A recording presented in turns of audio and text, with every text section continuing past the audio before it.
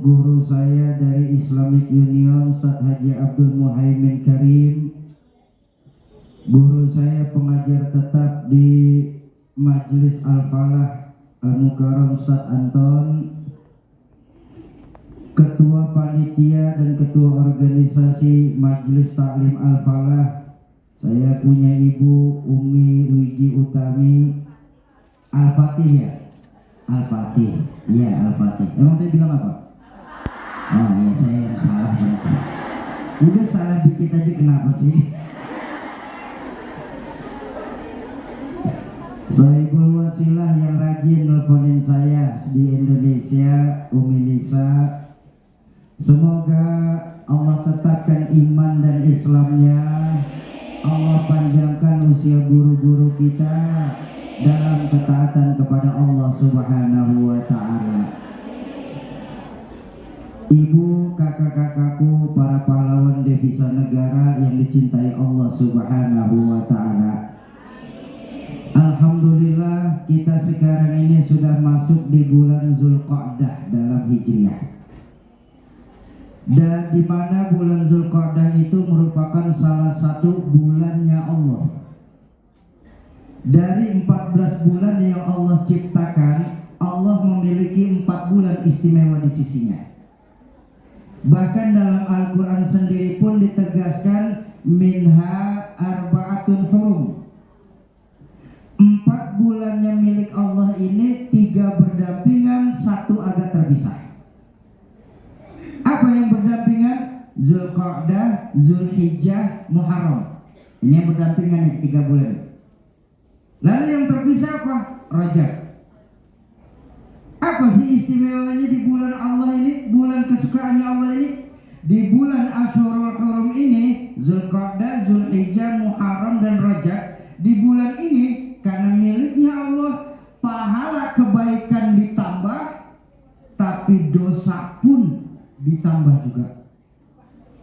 Nah, makanya saya mau pesan ya buat kakak-kakak saya di sini nih. Kalau di sini kakak-kakak saya masih senang berbuat dosa, hafalin baik-baik 4 bulan nih. Zulqa'dah, Zulhijjah, Muharram dan Rajab. Kenapa?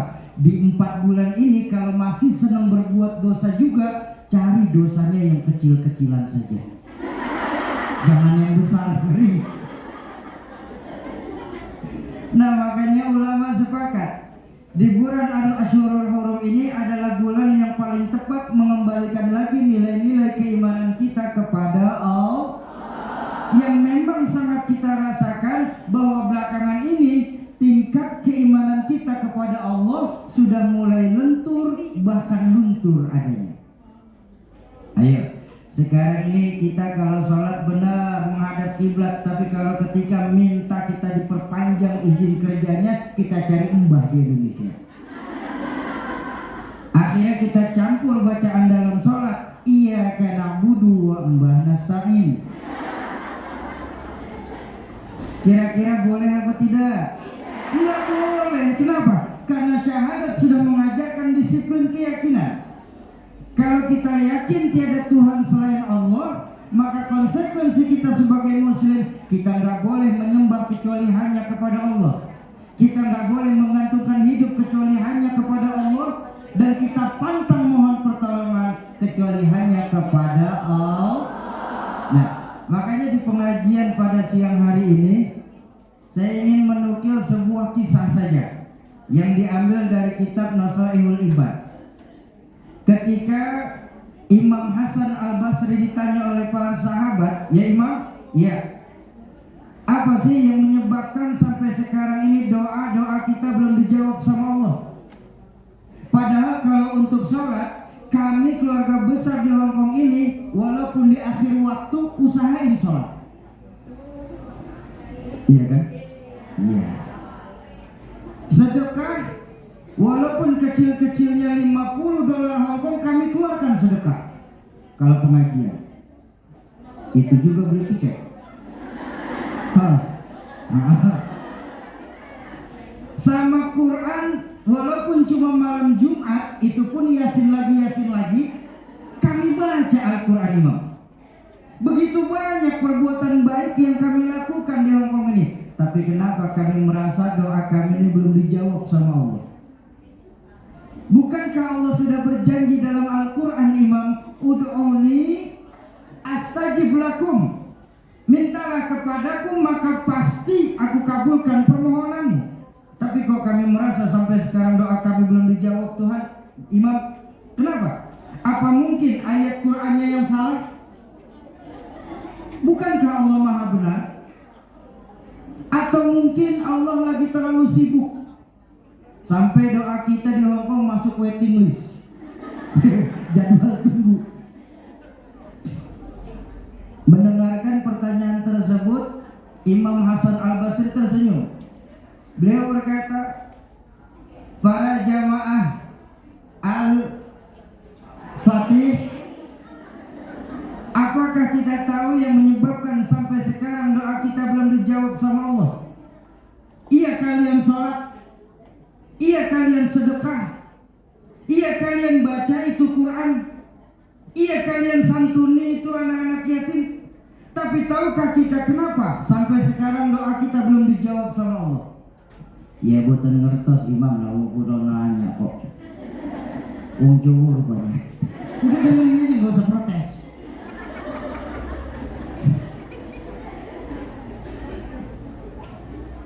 Yang menyebabkan doa kalian sampai sekarang belum dijawab sama Allah itu dikarenakan hati kita ini sudah pada mati di Hongkong. Dari hati yang mati, bagaimana strum doa itu bisa sampai ke hadirat Allah Azza wa Jalla? Pakai contoh saja, pakai contoh. Ini mic ada strumnya nih. Ada apa tidak? Kelihatan? Kok bisa tahu? Nah apa? Bunyi. Strumnya memang tidak kelihatan, tapi kan gejala dari strum yang terlihat. Ini lampu di atas kita ada strumnya nih, nyala. Ini AC ada strumnya nih, dingin. Strumnya memang tidak kelihatan, tapi gejala dari strum yang terlihat. Sekarang saya berbanding terbalik. Strum ada, tapi mic tidak mau nyala. Oh kata teman-teman, oh Syauki yang itu mic-nya koslet namanya.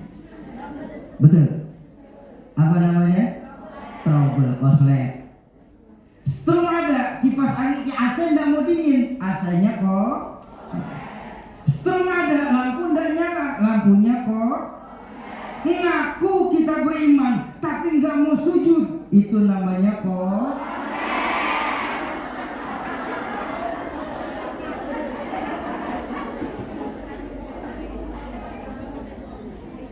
Nah, yuk dia suruh huruf ini.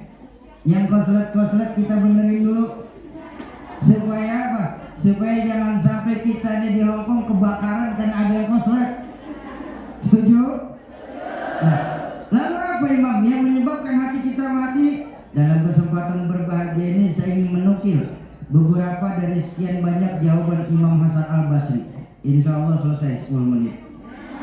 Dipotong pembukaan 7 menit, sisa 3 menit lagi saya mau. Udah dengerin aja, jangan protes ah.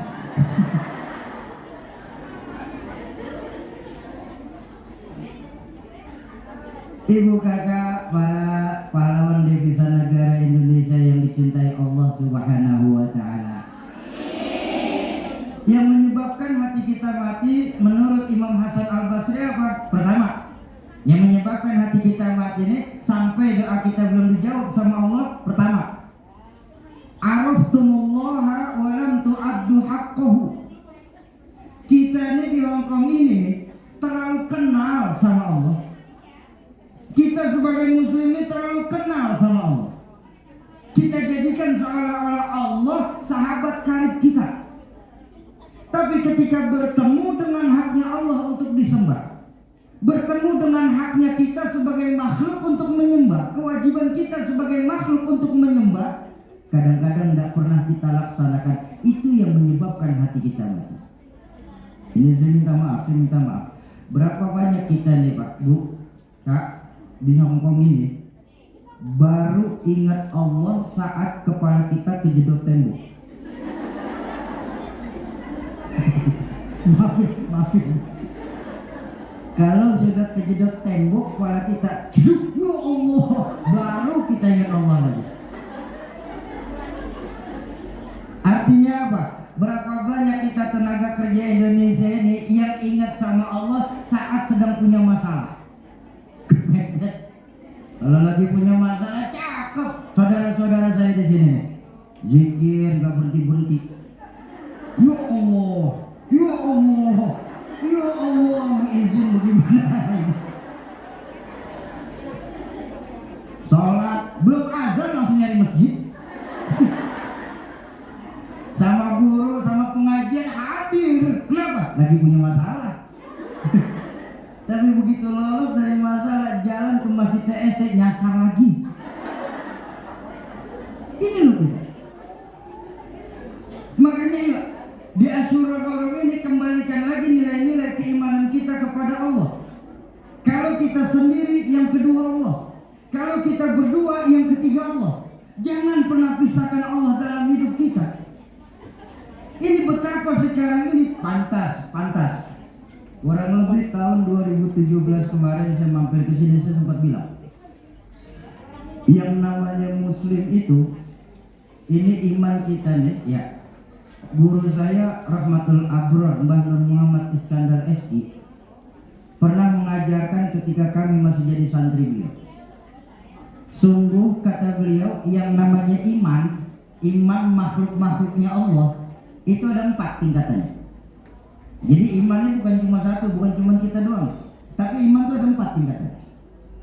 Pertama, ada al-imanu yazidu wa la yanqusu. Ada imannya itu dikasih Allah selalu naik, nggak pernah turun. Ini imannya siapa ini? Ini imannya para anbiya, para nabi. Makanya tengok para nabi, semakin diuji semakin mantap iman. Semakin digojlok semakin besar cintanya sama Allah. Apa buktinya? Tidak ada satupun sejarah mencatat ada nabi mengundurkan diri jadi nabi. Kalau ketua majelis banyak yang mundurin diri, tekor terus soalnya. Nabi tidak ada. Mau diuji seberapa pun dahsyatnya, tidak ada nabi yang mundurin diri. Ayo kita lihat. Ada nabi yang dalam berdakwah dikejar-kejar sama umatnya sendiri. Nabi Allah Musa alaihissalam. Ada nabi yang dalam berdakwah sampai dimasukkan ke dalam api besar, macam Nabi Allah Ibrahim alaihissalam. Ada nabi yang dalam ujian terbesarnya sampai masuk ke dalam perut ikan besar, Nabiullah Yunus alaihissalam. Ada nabi yang ujiannya datang dari anak-anaknya sendiri, Nabiullah Nuh alaihissalam. Ada nabi yang diuji lewat penyakitnya sendiri, Nabiullah Ayub alaihissalam. Coba lihat sejarah Nabi Ayub. Puluhan tahun beliau dikasih sakit, sampai beberapa istrinya mengundurkan diri, minta cerai, minta pisah, ya, karena nggak tahan dengan sakitnya Nabi Ayub. Satu hari ketika lagi ngobatin, ada seorang istrinya nih berkeluh kesah sama Nabi Ayub. Ngobrol nih pasangan suami istri, Nabi Ayub dan istrinya. Apa kata istrinya Nabi Ayub saat itu? Ayub, Ayub ini mah kemana-mana pikirannya.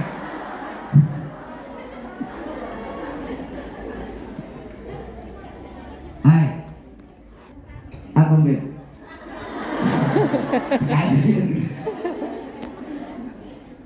Kenapa sayang?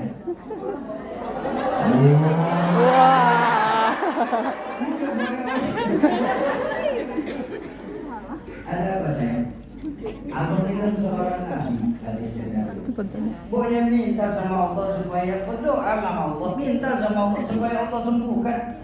Kan doanya Nabi gak bakal tertolak sama Allah.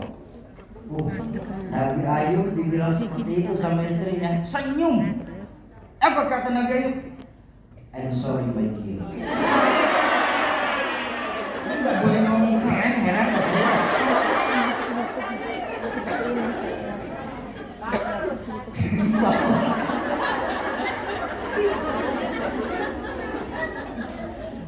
Mohon maaf ayam beb. Rasanya hati ini terlalu malu untuk minta sembuh sama Allah. Loh, kenapa bisa begitu bang? Allah ini masih banyak kasih sehat saya daripada sakit saya. Allah, dikasih sakit sama Allah, dimintain sembuh, malu karena lebih banyak sehatnya daripada sakitnya. Ya oke. Ya kok kita TKI ini untuk ibadah sama Allah baru pusing sebentar, sholatnya ditunda. Ada yang dia mungkin di sini? Yang mana?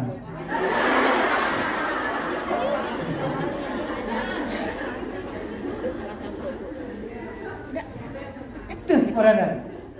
Bahkan baginda Rasulullah Shallallahu Alaihi Wasallam. Coba lihat. 13 tahun awal-awal perjuangan baginda Nabi di kota Mekah. Ya. Hanya untuk menanamkan nilai-nilai tauhid, meninggikan kalimat la ilaha illallah. 13 tahun beliau berdakwah, dicaci maki, dilempari kotoran onta. Sahabat-sahabat dibantai. Bahkan ketika pamannya sendiri minta untuk baginda Nabi berhenti dakwah, apa kata baginda Nabi? Wahai paman, bahkan apabila kau sanggup menaruh matahari di tangan kanan, rembulan di tangan kiriku, hancur luluh jasadku dibuat karenanya, tidak akan mundur selangkah kaki pun untuk menegakkan kalimat Allah di permukaan bumi ini. Nah,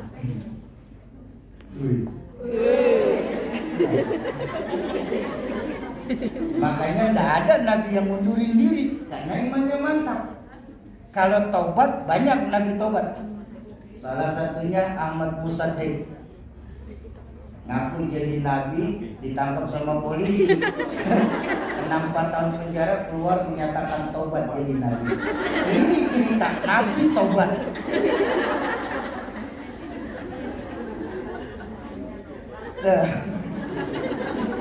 Yang pertama, al-imanu yazidu wa la yanqus. Imannya selalu naik, tidak pernah turun. Makanya nggak akan pernah kita menyandingkan diri kita dengan para anbiya. Lalu yang kedua, diajarkan oleh guru kami, ada al-imanu la yazidu wa la yanqusu. Ada imannya itu tidak naik tapi juga tidak turun-turun, stabil imannya. Ini mantap imannya. Ini imannya siapa nih? Apakah imannya orang Hong Kong? Bukan. Ini yang kedua, imannya malakut, imannya para malaikat. Coba lihat malaikat. Kalau malaikat selalu berbuat baik, mereka nggak dapat pahala. Malaikat nggak pernah salah, nggak perlu kagum. Makanya sampai sekarang saya belum ketemu adik-adik saya itu perempuan-perempuan muslimah yang gandrung dengan tokoh-tokoh pop Korea. Ada yang ngidolain, saya ngefans nama malaikat Jibril. Oh, idola saya malaikat Israel. Belum ada. Nggak ada. Nggak akan ada. Malaikat tuh nggak bakal kayak begitu. Kalau selalu berbuat baik nggak dapat pahala, nggak pernah salah, nggak usah heran. Kenapa? Karena malaikat diciptakan Allah hanya untuk tunduk dan patuh apa yang Allah perintahkan kepada mereka. Ada malaikat yang semenjak diciptakan sama Allah tugasnya zikir kan? Zikir saja, nggak berhenti sampai saat ini. Ini kalau kita lihat lagi enak-enak zikir, majikan manggil, buru-buru kita takut. Cuma ini Jakarta ya, kalau di sini sih insya Allah sama.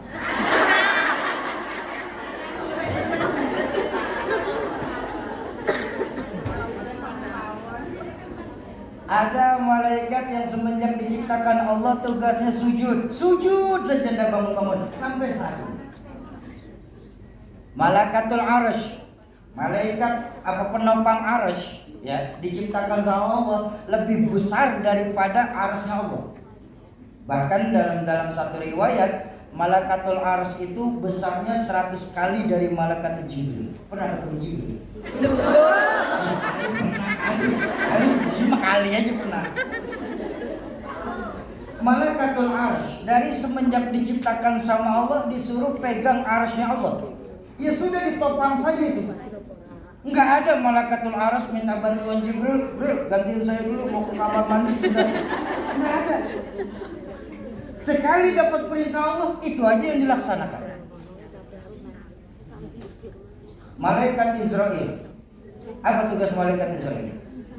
Nah, cabut nyawa. Ya sudah dicabutin tuh nyawa. Enggak pernah malaikat Israel merasa gabut. Terus bercanda sama nyawa orang. Dicabut, taruh lagi. Enggak.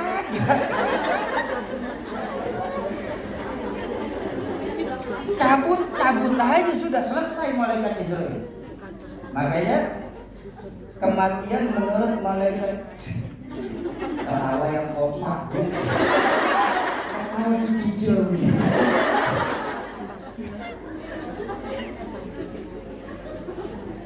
Makanya kematian menurut malaikat Israel itu cuma 2. Husnul khatimah, su'ul khatimah. Penutup yang jelek ataupun penutup yang baik. Tapi lihat, caranya saja yang berbeda. Ketika malaikat Israel mencabut roh orang yang baik, subhanallah. Dulu 2000 tahun 1999 orang tua saya kemarin pernah menceritakan ini juga. Udah ada yang nyampe di sini kan 99? Tadi saya lihat masih ada. Saya punya ibu, saya punya orang tua di sini yang masih ingat. Ustaz, dulu 99 antum datang ke sini sama ayah masih kecil bener, masih anak-anak. Alhamdulillah sekarang sudah punya anak.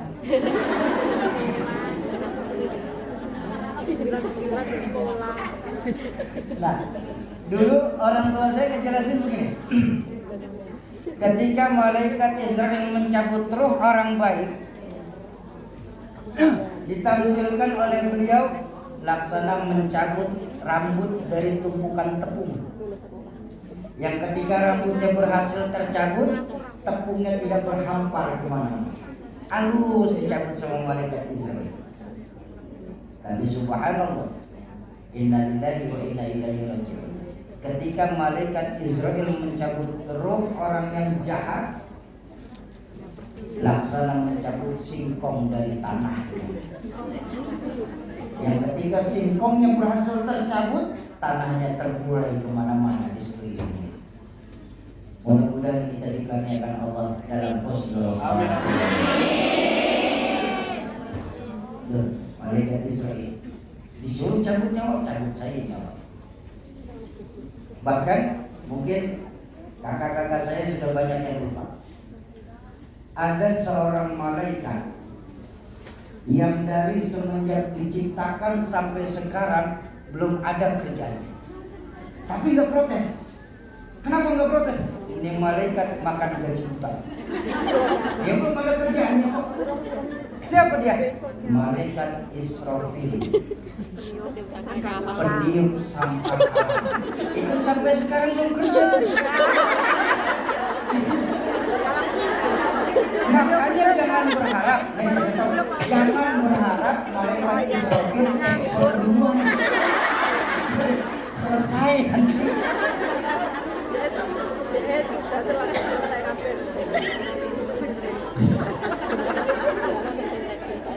Ya nggak apa-apa kan. Itu masanya ketawa jangan bertahan. Sebab kemarin malam kita di pasar minggu, saat jemaah yang lain ketawa, ada satu ibu-ibu di pojok ditahan dan ditahan. Selesai pengajian bangun karpetnya berbasah. Masa jangan kesian banget panitia.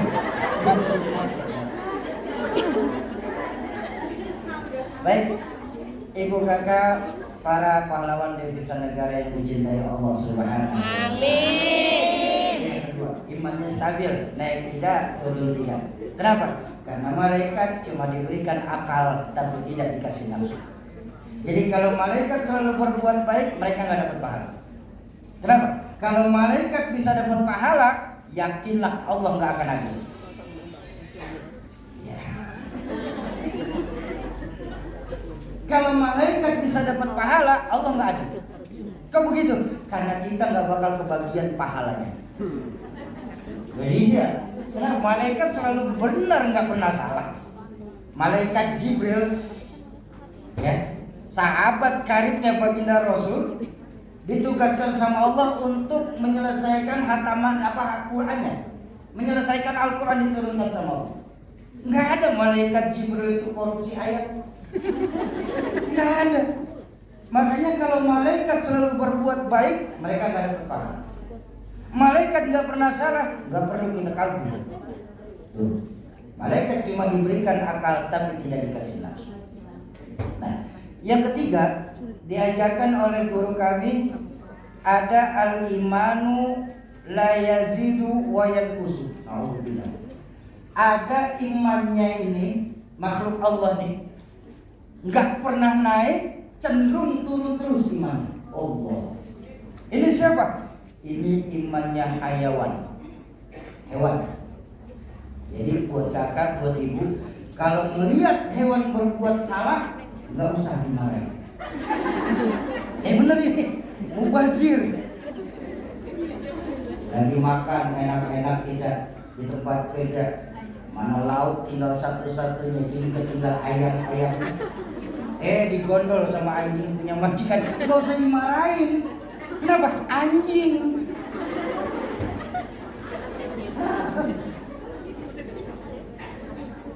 Masih kelingan sama ayam?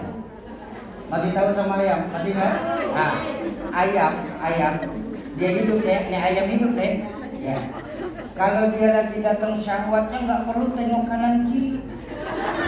Banyak orang punya naik aja nggak ada urusan. Kenapa? Ayam, kambing. Kalau lagi datang laparnya nggak perlu nanya sama ketua organisasi atau pengurus masjid. Ustaz, ngerumput halal apa haram ya? Makan makanan aja dia. Kenapa? Iya. Kambing. Kok bisa? Hewan selalu berbuat salah, jarang yang baik. Karena berbalik dengan sifat malaikat, hewan itu cuma diberikan nafsu tapi tidak dikasih akal. Otak hewan dikasih, akal hewan nggak dikasih. Dan yang keempat terakhir ada al-imanu la yazidu wa la yanqusu. Ada al-imanu yazidu wa yanqusu. Imannya itu kadang naik, kadang turun.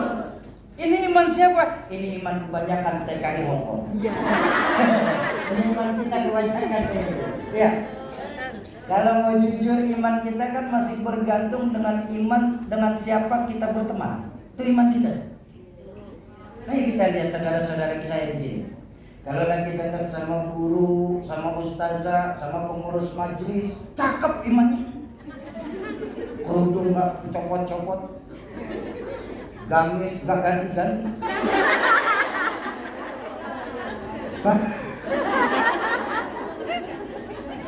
Pengajian datang, kenapa? Lagi dekat sama ustazah. Tapi begitu lepas dari pengajian ada temennya lagi, ayo kita Victoria Park lagi nyari bangla. Nyari aja bangla lagi kan? Ini kita nih, ini kita. Makanya kalau bicara jujur, bicara ini saya sering sampaikan di majelis-majelis. Belakangan ini akibat kebutuhan kita akan dunia yang semakin meningkat, suka atau tidak suka, iman kita lah yang akan turun. Ketika kebutuhan kita akan dunia semakin meningkat, maka otomatis iman lah yang akan turun. Apa buktinya Syauki? Ini saya minta maaf ya Kak ya. Ini saya minta maaf ya. Belakangan ini kita sebagai muslim pada umumnya lebih percaya angka matematika daripada angkanya Allah. Padahal dalam kehidupan kita ini nggak pernah terpisah dari 3 jenis angka. Angka matematika, angka sosial, dan angka Allah. Dan 3 sifat angka ini bertolak belakang satu sama lain. Angka matematika. Angka matematika itu sifatnya mutlak. Rumusnya pun banyak. Betul? Rumus dasar matematika itu 4. Pengurangan, pembagian, pengalian, dan pengurangan. 1 tambah 1 sama dengan 2. 1 kurang 1 sama dengan 0. Mutlak. Nggak ada. Dulu kita SD diajarin 1 kurang 1 setengah. Kenapa bisa setengah? Karena kenal. Nggak ada kolusi, nggak ada nepotisme dalam angka matematika. 1 kurang 1 pasti 0. Kenapa? Karena sifatnya mutlak. Tapi ketika bertemu dengan angka sosial itu aneh. Rumusnya pun fluktuatif. Nah itu rumusnya nggak pernah stabil. Rumusnya juga nggak pernah sama. Contoh, angka sosial. 1 orang takut ditambah 1 orang takut, maka hasilnya 2 orang takut. Salah. 2 orang setengah berani. Lain kan hasilnya. Kenapa setengah berani? Karena sudah berdua. Kalau sama-sama takut, kamu aja duluan, enggak kamu duluan, itu udah setengah berani. Tapi kalau ditambah lagi 1 orang takut, ditambah 1 orang takut, ditambah 1 orang takut, maka hasilnya 2 orang, 3 orang pemberani. Kenapa? Hasilnya bertiga. Aneh angka sosial. Tapi ada angka sosial mengajarkan kepada kita 1 ekor ayam ditambah 1 ekor musang, maka hasilnya 1 ekor musang. Kemana ayamnya? Dimakan musang. Tuh angka sosial tuh. Aneh angka sosial. Apa angka sosial mengajarkan? Angka sosial mengajarkan kepada kita orang hidup, kalau kita sadar kita masih setengah baik, jangan pernah kita berteman sama penjahat. Kenapa? Karena insya Allah kita akan ikutan jadi jahat. Oh, angka sosial. Kok begitu? Karena sebagai manusia kita ini makhluk yang zon politiken. Makanya apa artinya zon politiken? Kita memerlukan makhluk lain dalam kehidupan kita. Iya bung ya? Sombong kita. Ada yang bisa hebat sendiri, pintar sendiri, jago sendiri, hebat kita. Jangan lupa, apa nanti mereka yang hebat sendiri, pintar sendiri, jago sendiri, kalau mati jalan ngubur sendiri. Ayo, betul. Betapapun hebatnya kita tetap memerlukan orang lain dalam lingkungan kita. Nih, maaf. Apa mentang-mentang saya bisa ngomong di hadapan kakak ibu saya nih, lalu saya merasa diri saya paling hebat. Setan saya. Kenapa? Saya bisa bicara enak begini karena cuma 1. Apa itu? Ada yang dengerin. Ayo dah. Coba, betapapun pandai saya bicara, 3 jam menggelegar, berkobar, membakar, tapi yang dengerin nggak ada. Hebat apa? Paling kata Wiwiji itu saya udah lama ngomong sendiri.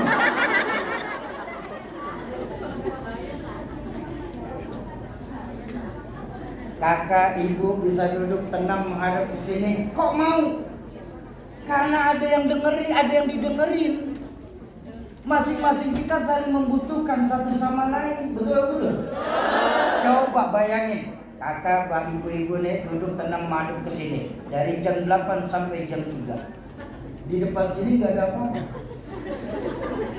Itu lebih aneh. Semasjid disuruh panas. Tuh angka sosial. Ini yang membuat iman kita naik turun, nggak pernah stabil. Kita merasa diri kita nih, zon politik, tapi apa sih yang bisa kita banggakan dari dunia ini? Bukankah dalam Al-Quran diingatkan kepada kita, wa mal hayatud dunya illa lahun wa la'ib.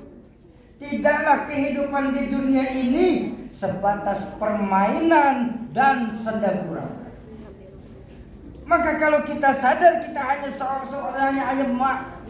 menjalani sebuah permainan, bermainlah yang cantik.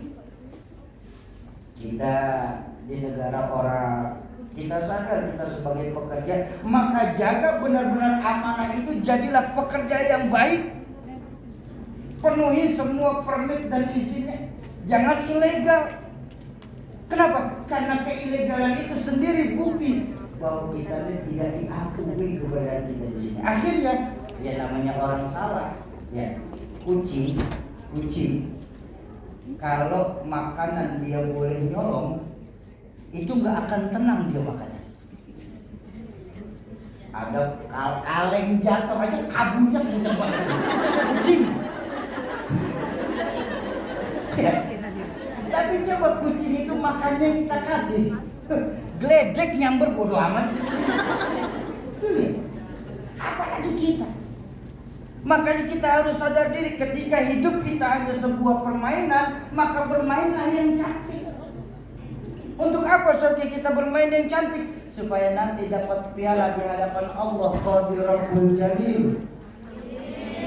Apa piala kita? Emas, permata? Oh, itu kecil buat Allah. Karena piala yang Allah berikan nanti di Yaumil Mizan, ketika kita berhasil menerima rapot amal kita dengan tangan kanan, apa piala yang kita terima? Salamun qaulam mir rabbir rahim. Allah langsung memberikan salam kepada orang yang menerima rapot dari tangan kanannya. Kak, Bu, ibu saya dulu. Ibu dulu sebelum nikah di Indonesia, ya, sebelum nikah dapat salam dari cowok yang ibu senengin. Semalam aja ibu. Iya Bang ya? Pernahkah kita bayangkan ketika Allah yang memberikan salam kepada kita? Memang itu terjadi, terjadi karena ditegaskan la yastawi ashabul jannati wa ashabun nar.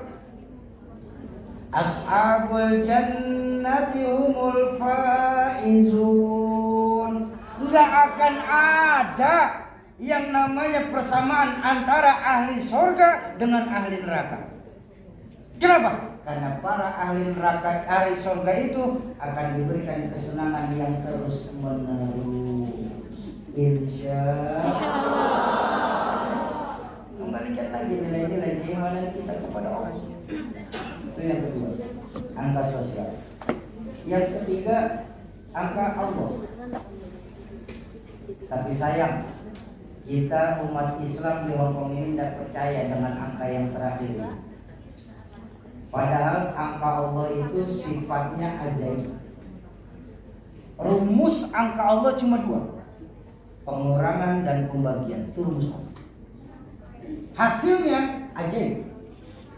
Tapi sayang kita suka gak yakin dengan angka yang terakhir ini. Contoh angka Allah, 1 kurang 1 buat Allah itu 10. Oh, Soki ngajinya di mana sih? Nggak bisa ngitung, Soki.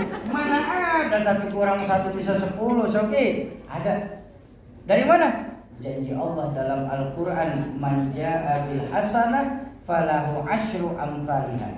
Siapa yang berbuat 1 kebaikan, sungguh Allah akan balas dengan 10. 1 berbalas 10. Ada teman saya protes, Soki, apa? Ternyata Tuhanmu itu pelit ya. Saya kaget. Kok berani-beraninya ngomong Tuhan pelit? Itu cuma dibalas 10. Katanya Tuhanmu maha kaya dan maha mengayakan. Kok cuma dibalas 10? Oh, saya bilang soal ayat ini. Saya bilang begini. Allah itu maha mengetahui kadar keimanan kita makhluknya. Maksudnya bagaimana sekali? Model keimanan kita nih umat Islam pada umumnya, keimanan model pedagang. Maksudnya bagaimana sekali? Yang ketika ngeluarin sesuatu kita berhitung, kali-kali aja untung, itu modelnya begitu. Kali-kali aja untung. Nggak percaya? Nih saya tanya. Boleh saya tanya? Boleh. Ada kotak sudah lewat tadi? Ada yang sudah, yang belum, yang benar yang mana nih? Ah, yang sudah baik. Kotak infak sudah lewat. Maaf, Bu, Kak. Ketika tadi ada kotak infak lewat di hadapan kita, saya tanya, kita sadar di dompet kita nih ada duit 100, 50, 20, 10, 5, $1. Berapa yang dimasukin?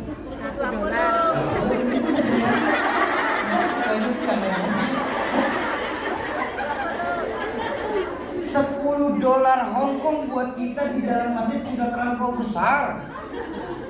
Kita lupa itulah harta kita sesungguhnya.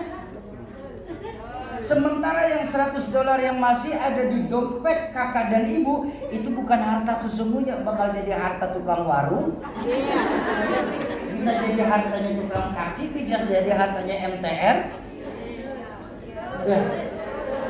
Sementara harta yang kita keluarkan di jalan Allah, itulah harta kita yang sesungguhnya. Makanya dalam suatu riwayat hadis disebutkan harta kita nanti, ya, harta kita nanti itulah nanti yang akan jagain kita di alam kubur. Ya. Bukankah dalam hadis baginda Nabi pernah menceritakan bahwa harta kita ketika nanti kita di dalam kubur, itu harta kita datangin kita. Apa kata harta kita?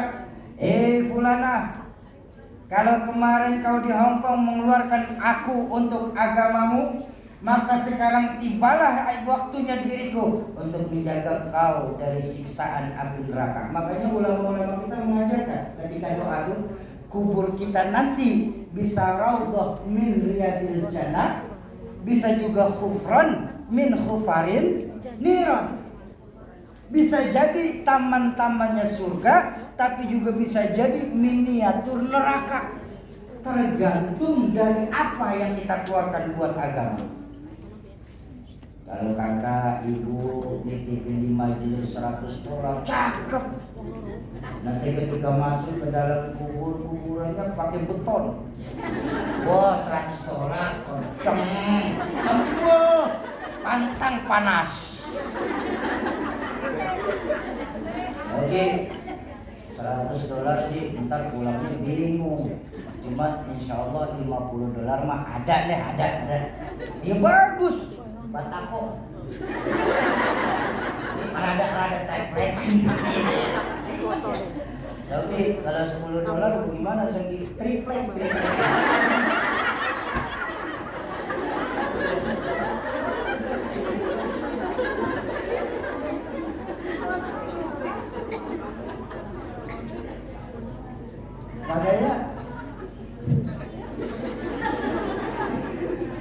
Makanya ketika ada orang yang nanya sama saya, alhamdulillah ibu kakak, alhamdulillah berkah silaturahmi memang saya punya kawan bermacam-macam jenis, mulai dari ahli sejadah sampai haram jadah ada. Satu hari teman saya yang rada-rada mirip itu komplain sama saya. Oke, apa? Ternyata Islam itu agama yang susah. Islam itu nggak fleksibel. Islam itu terlalu banyak aturan dan banyak larangan. Saya bilang, kata siapa kamu ngomong? Katanya. Saya bilang baru tahu katanya. Loh, tapi kan memang terlalu banyak larangan Islam. Ini nggak boleh, itu nggak boleh, begini nggak boleh. Saya bilang, bang, balik kacamata abang, atau kalau perlu ganti kacamata abang dalam melihat Islam. Buat saya pribadi tidak ada agama yang paling mudah kecuali Islam di dunia ini. Coba ya. Kita nggak bisa sedekah besar, sedekah kecil memang sudah sesuai kan? Sedekah apa? Sedekah jalan di jalan Allah, infak di jalan Allah sesuai dengan kebutuhannya, betul betul. Kalau gajah nyumbang sapi, pantes. Gajah hewan gede, sumbangannya harus gede. Iya kan? Tapi kalau belalang nyumbang semut, jangan diketawain, karena pantes. Belalang hewan kecil sumbangannya kecil. Ini yang lucu kalau ada gajah nyumbang semut. Itu baru ketawain. Saya bilang nggak bisa sedekah dengan harta, senyum kepada saudaramu bagian dari sedekah. Itu kan ajaran Nabi. Islam ini aja agama yang paling mudah. Dan saya bilang, saya protes kalau bilang Islam ini banyak larangan. Justru saya bilang semua dalam Islam ini boleh. Begini boleh, mau begitu boleh, mau begitu silakan, mau begitu pun tafadhol sih. Enggak ada larangan dalam Islam. Kalaupun ada larangan dalam Islam enggak banyak, cuma satu. Jadi larangan Islam itu sebenarnya cuma satu. Kaget teman saya. Apa itu Sofi? Yang dilarang sama Allah. Betul nggak? Iya. Ya itulah Sofi, kan larangannya banyak. Saya bilang tadi, nah ini salahnya kita umat Islam memandang. Saya bilang, apa larangan yang banyak dari Tuhan? Dalam Islam nggak boleh minum khamar, karena diajarkan al-khamru umul khaba'ith. Khamar itu bapak moyangnya kejahatan. Oh begitu ya? Iya. Saya bilang salah melihatnya. Kata siapa? Dalam Islam nggak boleh minum khamar. Apa ini? 5 menit lagi ya? Belum, Ustaz. Iya saya. Saya bilang kata siapa dalam Islam nggak boleh minum khamar? Jadi boleh? Boleh, silakan. Kalau memang senang minum khamar, silakan minum khamar. Tapi nanti di dalam surga, bukan di Hongkong minum khamarnya, nanti di dalam surga.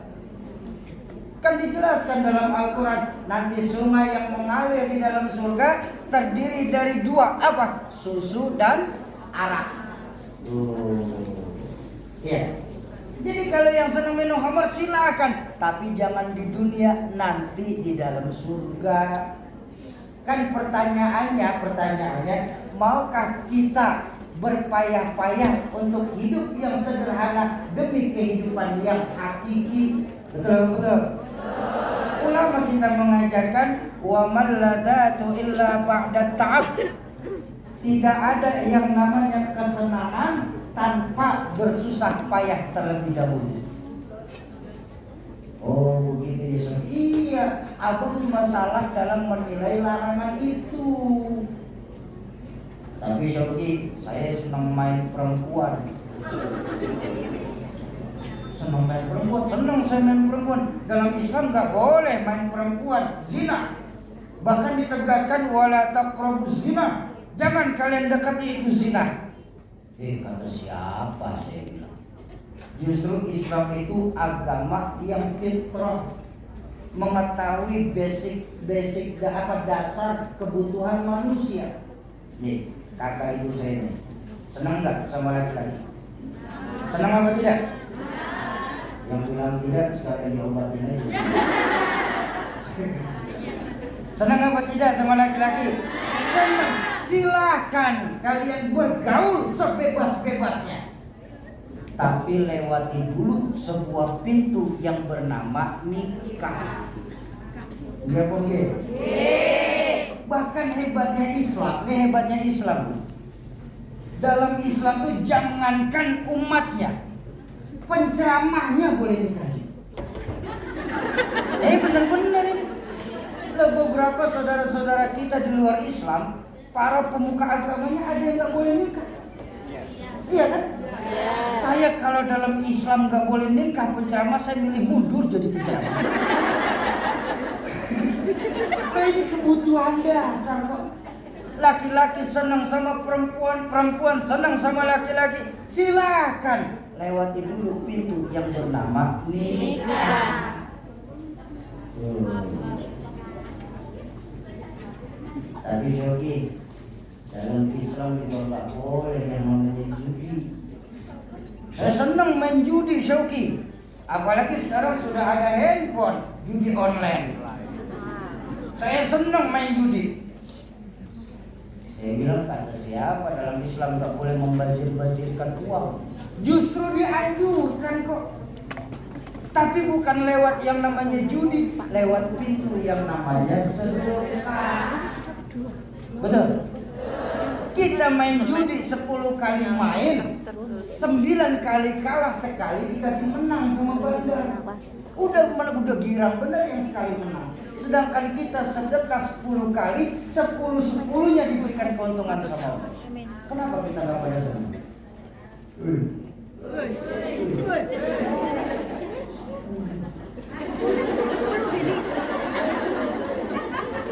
Lima itu Ustaz. Jadi ayo kita perbaiki lagi cara memandang kita tentang Islam. Islam itu bukan agama larangan. Islam itu agama aturan. Betul? Bayangkan, dari kita mau tidur sampai bangun tidur kita diatur sama Islam. Bahkan buat yang laki-laki, maaf sekali maaf. Buat yang laki-laki, Islam itu agama yang paling hebat. Coba, tidak ada agama manapun di dunia ini yang mengatur pemakaian topinya kecuali agama Islam. Coba, Islam ini agama luar biasa. Buat yang laki-laki, sampai pakai peci aja diatur. Mau ceramah, mau datang jagongan, mau kendurian, pecinya lurus begini. Iya kan? Kenapa? Supaya ada mahabbah, orang mandang kita jadi suka. Ada kewibawaan di dalamnya. Tapi begitu masuk masjid mau sholat berjamaah, dia angkat sedikit buat yang laki. Kenapa? Bagian dari sujud. Cicilan belum dibayar nih. Main remi kalau terus begini ya. Jadi tukang sate. Iya. Makanya jangan melihat Islam itu cuma lewat kacamata kuda yang satu sisi saja. Ini kan terjadi belakangan ini. Maulid dibilang bid'ah, Yasin tahlil nggak ada dalilnya, ngirimin Fatihah ke rumah akan sampai. Ini apa yang kayak gini? Maulid ngapain kita capek-capek? Udah di negeri orang bikin peringatan Maulid, buang-buang duit. Ngapain? Nabi nggak ngajarin, kata siapa? Makanya kalau main jauhan sedikit, kalau ngopi kentelan. Iya Bongge. Loh, Nabi itu memperingati Maulidnya kapan? Setiap hari Senin. Kenapa? Karena hari Senin Rasulullah itu dilahirkan. Rasulullah mewajibkan beliau diri sendiri puasa setiap Senin. Kenapa? Bersyukur karena dilahirkan hari Senin. Makanya buat wong Jawa namanya puasa weton itu enggak bid'ah. Puasa weton, puasain hari lahir itu enggak bid'ah, bahkan sunnah, dapat pahala. Cuma karena Nabi lahirnya hari Senin, puasanya Senin. Nah yang lahir hari Jumat ya monggo puasa Jumat. Bersyukur, dalam rangka bersyukur kita dilahirkan hari Jumat. Itu lihat orang tua kita tuh. Jadi nggak semuanya bid'ah, ini bid'ah, itu bid'ah, ini haram, itu haram. Kullu bid'atin dolalah wa dolalatin finnar. Ngajinya masih seputar bid'ah. Padahal setahu saya hukum itu cuma 4, halal, haram, makruh, sunnah. Betul apa betul? Ini sekarang jadi 5 bid'ah. Innalillahi wa inna ilaihi raji'un. Kirimin Fatihah katanya nggak nyampe. Saya pernah didatangin sama saudara saya seperti itu. Ya Allah, apa sih? Sauki apa? Saya pengen tahu saja jawaban kamu pada teman saya. Jawaban apa? Memangnya lu dibacain Fatihah pahalanya sampai? Saya bilang sampai. Apa dalilnya? Oh tadi katanya minta jawaban saya. Ya kalau misalnya begitu, apa buktinya itu pahala bisa sampai? Oh mau bukti? Ya buktinya sampai sekarang kalau itu nggak pulang-pulang. Kan nyampe namanya. Kalau nggak nyampe mau dia pulang bakal ngomong. Jangankan cuma Fatihah, surat aja salah alamat balik lagi.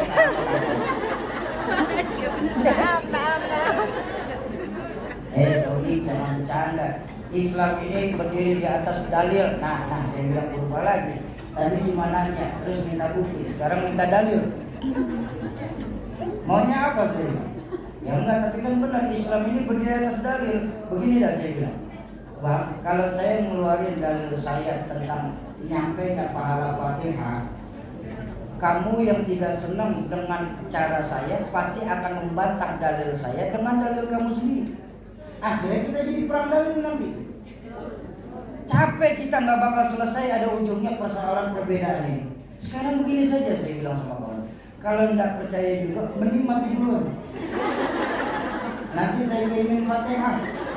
Kalau nggak sampai balik kasih tahu saya. Nanti saya bakal kasih tahu orang lain kalau Fatihah banyak. Iya makanya kita Ahlus Sunnah wal Jamaah bersyukur. Sandaran hukum kita ini 4 bukannya 2. Ada Quran, ada Sunnah, ada ijma dan ada qiyas.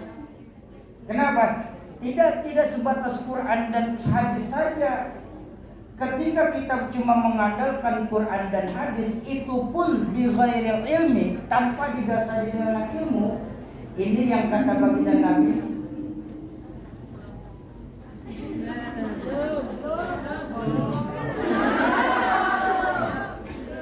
Suruh jam berapa?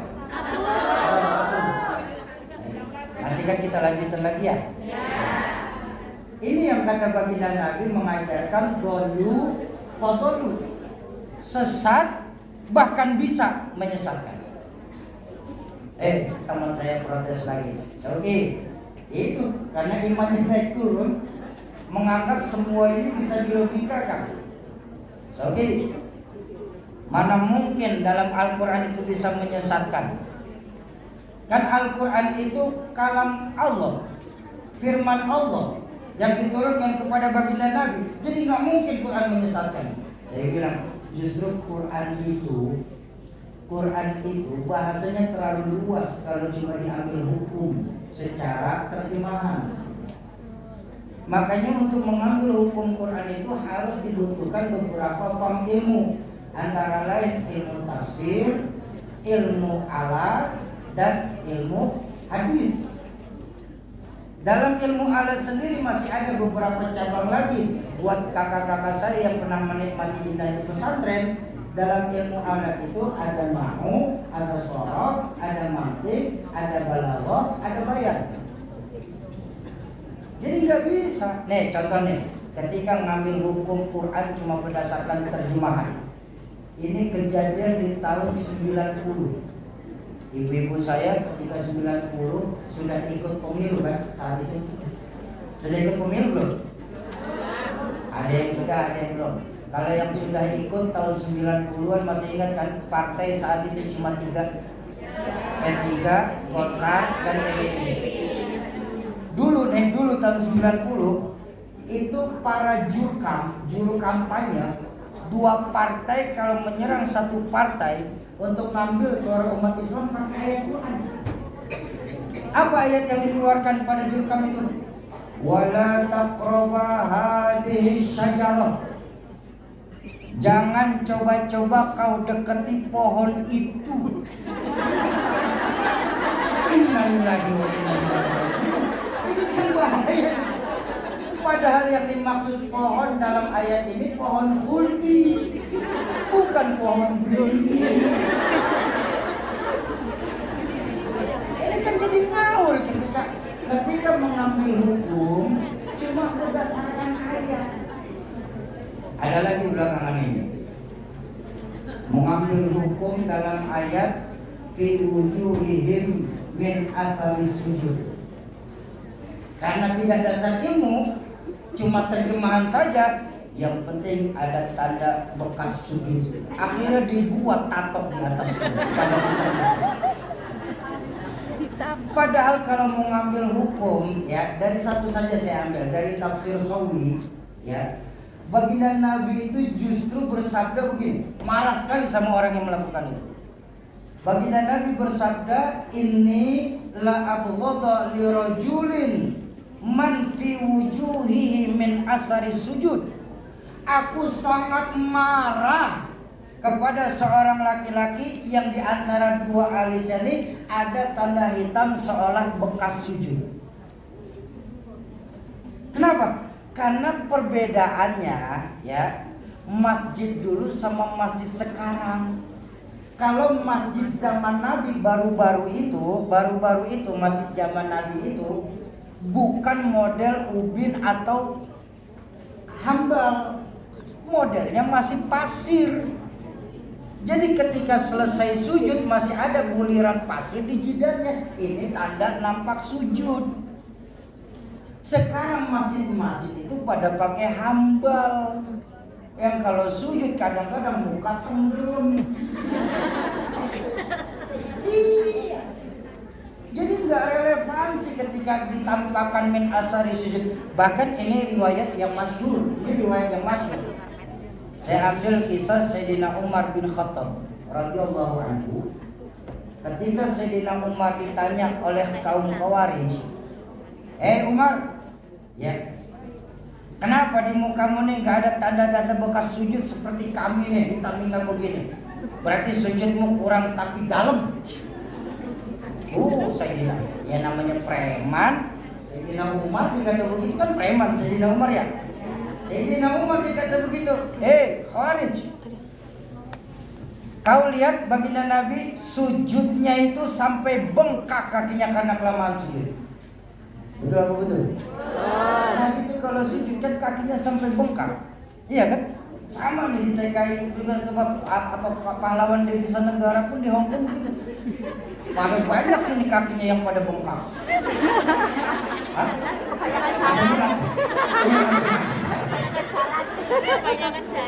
Kebanyakan jalan.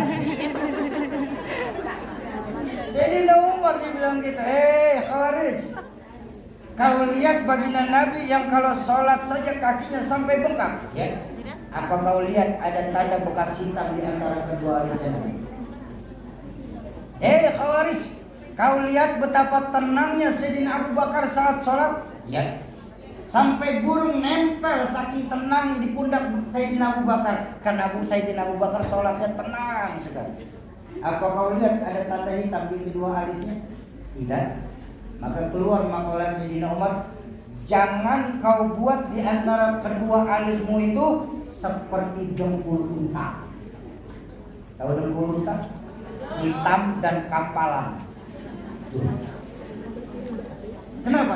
Akibat mengambil hukum Quran cuma berdasarkan nas asli.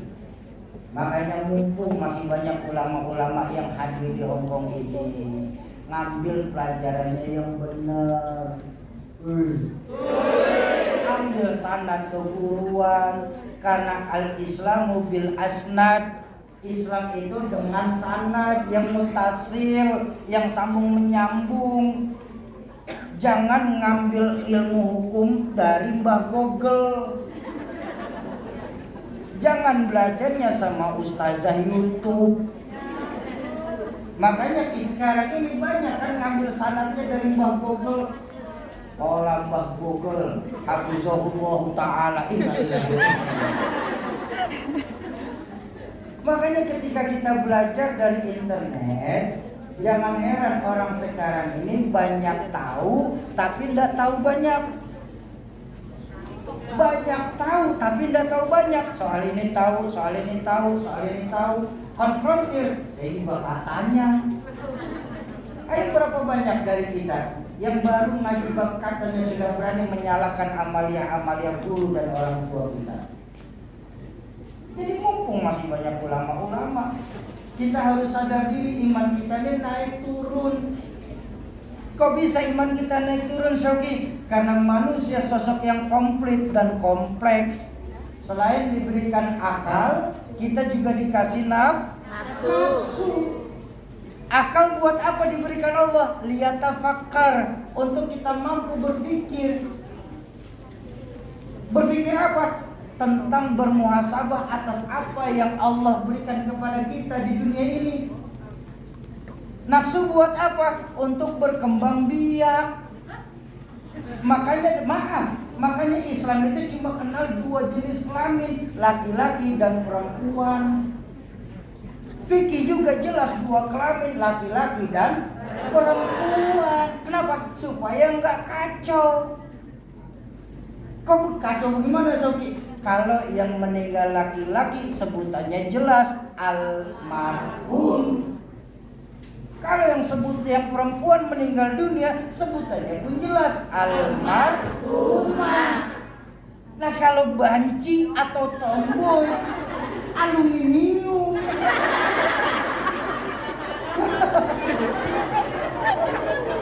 Dari toiletnya yang repot. Iya, walaupun ada dalam pembahasan fikih ya, manusia Allah berikan karunia 2 kelamin. Ada. Di dunia ini ada yang lahir dengan posisi 2 kelamin. Tapi dalam fikih disebut khunsa. Dan dalam menaruh khunsa itu, menaruh hukum khunsa ini juga jelas. Gak bisa setengah-setengah. Dalam hukum khunsa yang mempunyai 2 kelamin tinggal dilihat. Kalau yang lebih menonjol monasnya, ini ngomong fikih loh ini loh. Masa saya ngomong jujur sih.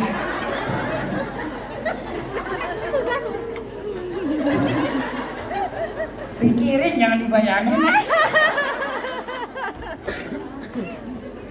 Kalau yang lebih menonjol monasnya, maka wajib hukum yang jatuh kepada manusia tersebut laki-laki.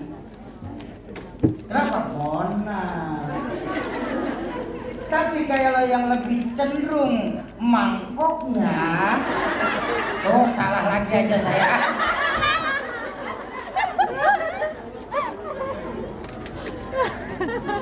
Kalau yang lebih cenderung mangkoknya, maka hukum alhamdulillah. Maka hukum yang wajib dikenakan kepada manusia tersebut adalah hukum perempuan. Tuh ketegasannya tuh dalam Islam. Jadi nggak ada yang namanya abu-abu. Yang dengan dari saya juga nggak mau jadi perempuan jadi laki-laki kayak gini. Sebab Tuhan mengasihi saya ini sebagai jiwa perempuan. Setan yang kayak begitu. Nggak ada itu laki-laki berjiwa perempuan atau sebaliknya perempuan berjiwa laki-laki. Itu sudah di luar kodrat. Karena dalam Islam cuma 2 kelamin, laki-laki dan perempuan. Sekali lagi walaupun ada Allah memberikan karunia kepada beberapa manusia terdiri dari 2 kelamin. Makanya maaf almarhum Dorce itu ketika meninggal dunia, ia diselesaikannya secara laki-laki tetap. Ya, ini loh makanya saya bilang tadi, mumpung masih banyak ulama-ulama, jadi nggak ada tuh kita ngambil hukum Quran cuma Quran, bahkan Quran dan hadis cuma berdasarkan nas aslinya atau terjemahannya saja. Karena kita harus sadar iman kita ini naik turun. Ya, kalau lagi naik kita lebih bagus dari malaikat, kita lebih hebat dari malaikat. Tapi kalau lagi rendah iman kita jauh lebih hina daripada hewan. Makanya ada pembatas antara manusia dan hewan. Makanya kita nggak bisa cuma sebatas kerja. Kenapa? Kalau cuma kerja, maaf, monyet pun kerja. Betul. Kalau cuma sebatas kerja, kerbau pun juga kerja. Yang membedakan antara kita dengan hewan itu sholat. Saya tanya, monyet makan apa tidak? Kita makan juga. Monyet tidur apa tidak? Kita tidur apa tidak? Kita sholat apa tidak? Monyet sholat apa tidak? Jadi yang pada nggak sholat bukan saya bukan. Monyetnya spontan. Jadi yang ngomongnya agak sebenarnya kayaknya lagi dendam gitu. Baik, ibu kakak, para pahlawan Devisa Negara yang dicintai Allah Subhanahu wa Ta'ala. Di Quran Ashurul Hurum ini kembalikan lagi nilai-nilai keimanan kita. Tuh, yang pertama ya, araftumullaha wa lam tu'addu haqqahu. Kita terlalu kenal sama Allah, tapi haknya Allah untuk disembah, kewajiban kita sebagai makhluk untuk menyembah kadang-kadang tidak pernah kita laksanakan. Ada teman saya tanya juga, Syokib, kenapa tadi di TST kamu bilang para pahlawannya sebagai makhluk? Kamu ini melakukan pelecehan seperti. Memang kenapa? Sebab kita ini manusia sudah dapat gelar hamba, Syokib. Oh, saya bilang nanti dulu. Satu-satunya saya bilang manusia satu-satunya yang dapat gelar hamba itu cuma baginda Nabi. Kita ini masih makhluk. Apa buktinya, Sobi? Buka surah Al-Isra.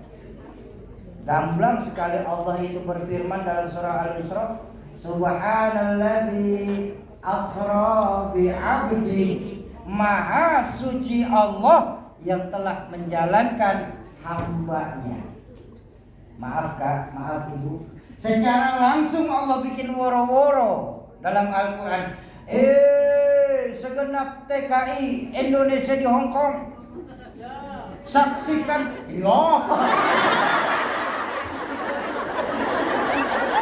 Coba di sini ceramah di Saudi Indonesia.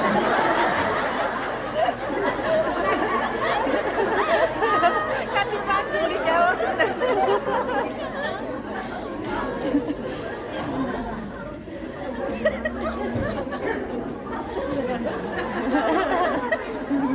Seolah-olah Allah berfirman, kalian makhluk-makhlukku, saksikan dengan zatku bahwa Muhammad itu hambaku. Pertanyaan pun luas. Jadi kalau Nabi Muhammad hamba Allah, apa kita semua yang hadir di pengajian bukan hamba Allah sih? Saya tanya aja, Kak. Ya. Bu, kita semua yang hadir di sini hamba Allah apa bukan? Hamba Allah apa bukan? Hamba Allah. Hamba saya.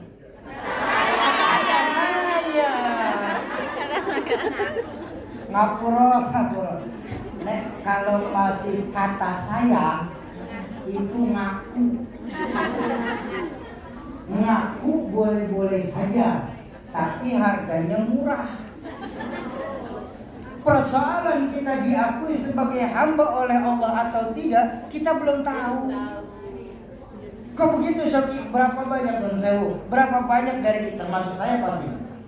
Saat ini saya bisa mengucap, saudara-saudara saya di Hong Kong, saya ini hamba Allah. Tapi pada perbuatan saya hamba harta, saya hamba pangkat, saya hamba jabatan, saya hamba syahwat, saya hamba nafsu, bahkan saya hamba setan.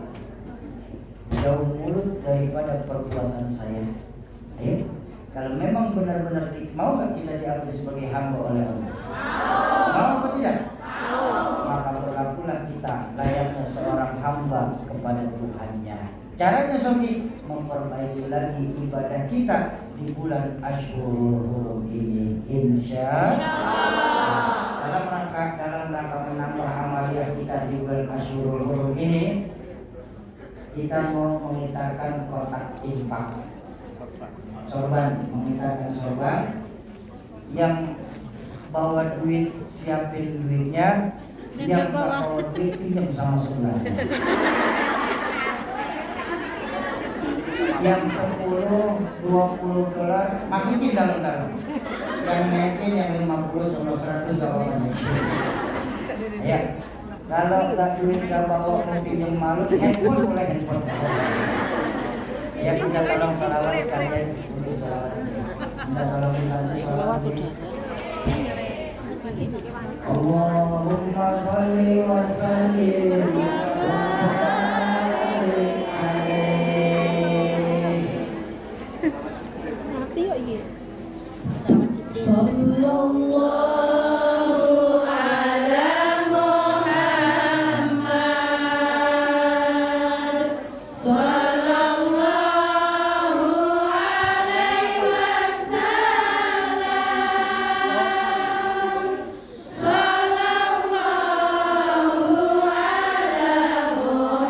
Muhammad. Sallallahu alaihi wasallam.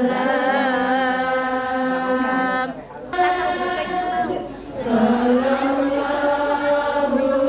alaihi wasallam. Ya Habibi ya Muhammad, ya arusal habibaini,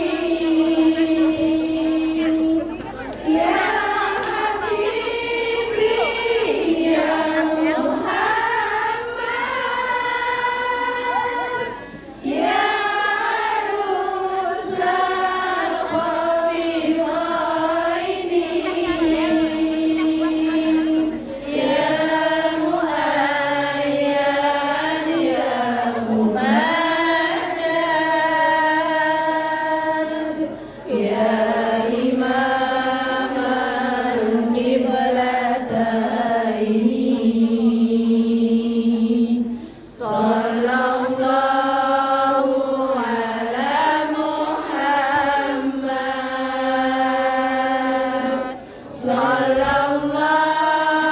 Sallallahu alaihi wasallam.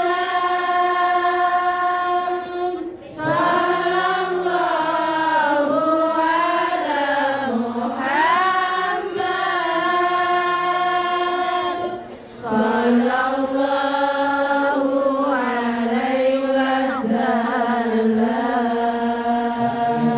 Bukan terakhir sih, nanti karena ada sesi lagi setelah habis sholat zuhur. Saat ini sama-sama kita baca suratul Fatihah. Mudah-mudahan lewat harta yang kita keluarkan sebagai penyebab atas terampunnya doa orang tua kita yang sedang meninggal dunia, sebagai penyebab sembuhnya penyakit-penyakit juga, sebagai penyebab juga atas terkabulnya hajat kita. Ini wa ala likulli niyatin salihah wa hadratin Nabiyil Mustafa. Al-Fatihah. A'udzu billahi minasyaitonir rajim. Bismillahirrahmanirrahim. Alhamdulillahirabbil alamin. Arrahmanir rahim. Maliki yaumiddin. Iyyaka na'budu wa iyyaka nasta'in. Ihdinas siratal mustaqim. Siratal ladzina an'amta 'alaihim ghairil maghdubi 'alaihim waladdallin. Bapak Ibu, jangan lupa dulu kita akan sholat zuhur berjamaah. Nanti selepas sholat zuhur kita sambung lagi kajian pada siang hari ini.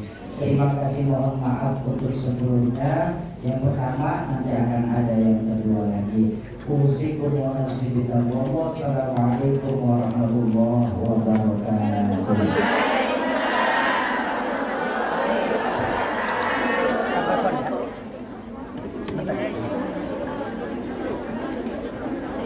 Maaf ya, yang belum wudu dulu kita sholat sama.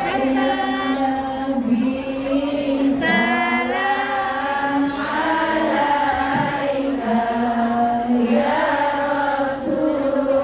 Salam alaika ya Habib. Salam alaika. Salawatullah